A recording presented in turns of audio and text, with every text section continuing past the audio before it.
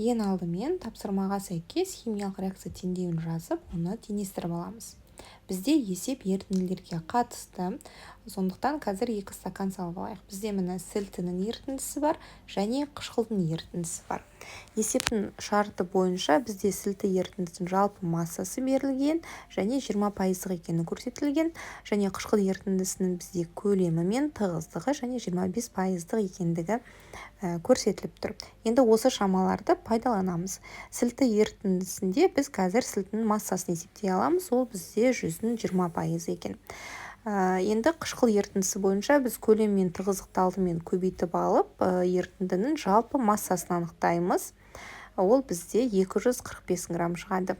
Енді қышқыл ерітіндісінде бізде қышқылдың пайыздық үлесі көрсетілген, сол арқылы осы ерітіндідегі қышқылдың массасын есептейміз. Ол бізде 245-дің 25%, яғни 61,25 грамм екен.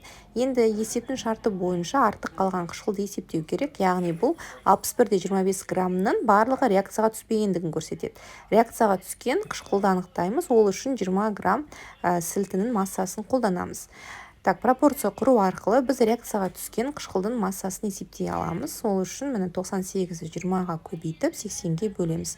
Сонда бізде 24,5 грамм шығады. Яғни бұл реакцияға түскен қышқылдың массасы. Енді артық қалған қышқылдың массасын анықтау үшін жалпы мына 61,25 грамм болды. Содан реакцияға түскен қышқылдың массасын азайтамыз. 36,75 грамм шықты.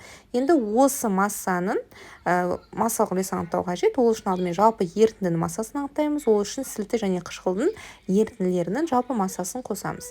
Енді массалық үлесін анықтау үшін артық қалған қышқылдың массасын ерітіндінің жалпы массасына бөліп 100-ге көбейтеміз.